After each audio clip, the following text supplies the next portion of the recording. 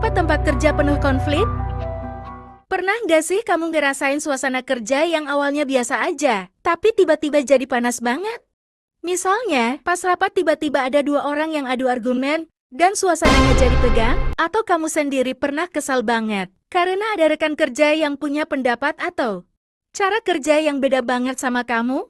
Kalau kamu pernah mengalami hal itu, berarti kamu baru saja ketemu sama yang namanya konflik organisasi. Nah, konflik itu emang sering dianggap negatif.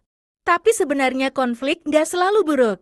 Di video ini, kita bakal bahas apa itu konflik organisasi. Apa itu konflik organisasi? Konflik organisasi itu, sederhananya adalah perbedaan yang muncul di lingkungan kerja bisa berupa perbedaan sudut pandang, tujuan, cara kerja, sampai gaya komunikasi. Contohnya nih, kamu bilang ke teman kerja, kerjain sekarang ya. Tapi teman kamu malah mikir, oh, berarti nanti sore aja. Kalau udah beda persepsi kecil seperti itu, bisa berpotensi jadi masalah kalau nggak diselesaikan dengan baik. Tapi jangan salah, konflik itu nggak selalu harus jadi masalah besar. Malahan, kalau konflik dikelola dengan baik, bisa bikin tim kamu jadi lebih kuat. Komunikasi antar anggota jadi lebih terbuka, dan muncul ide-ide baru yang kreatif. Jenis-jenis konflik dalam organisasi. Konflik dalam organisasi itu ada beberapa jenis. Konflik intrapersonal.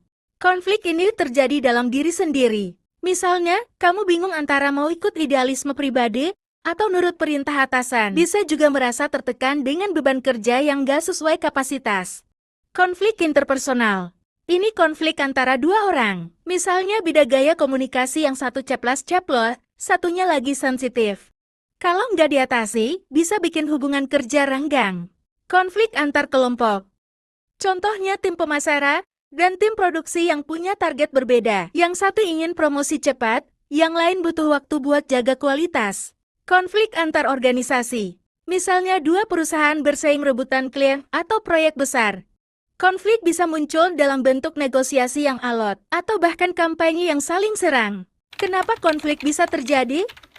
Konflik seringkali muncul karena perbedaan tujuan antar individu atau tim, gaya komunikasi yang bertabrakan, struktur organisasi yang tertutup, ketidakseimbangan beban kerja, dan tentu saja, beda persepsi. Kadang, kita merasa sudah jelas menyampaikan sesuatu, tapi orang lain menangkapnya beda. Disitulah awal mula konflik muncul. Contoh nyata, PT Freeport Indonesia.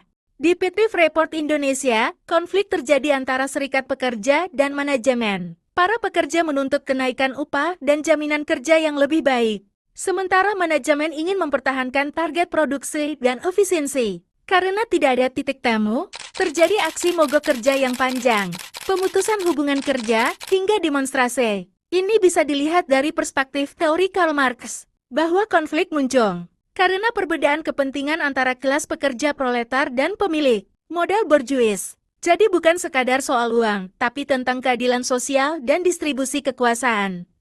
Di mana cara menyelesaikan konflik? Komunikasi terbuka, jangan langsung menyerang, dengarkan dulu. Mediasi, hadirkan pihak ketiga yang netral jika perlu. Negosiasi tujuannya bukan menang-menangan, tapi mencari solusi bareng.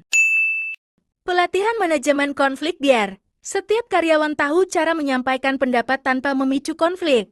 Organisasi yang sehat bukan organisasi tanpa konflik, tapi yang bisa mengelola konflik dengan bijak. Dampak konflik, dampak positif. Ide-ide kreatif muncul. Komunikasi jadi terbuka. Hubungan kerja makin solid.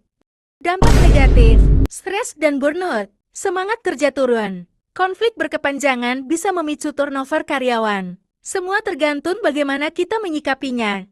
Konflik bukan sesuatu yang harus ditakuti. Justru, ia adalah tanda bahwa ada hal yang perlu diperbaiki dalam komunikasi dan kerja tim. Di tempat kerja, perbedaan pendapat adalah hal yang wajar. Bahkan bisa jadi sumber ide baru dan solusi yang kreatif. Yang penting bukan menghindari konflik, tapi bagaimana kita meresponsnya dengan kepala dingin, hati terbuka, dan kemauan untuk saling memahami. Dengan begitu, konflik bisa jadi alat pertumbuhan, bukan sumber perpecahan. Jangan takut berbeda, karena dari perbedaan itulah, kita belajar menjadi lebih dewasa, bijak, dan profesional.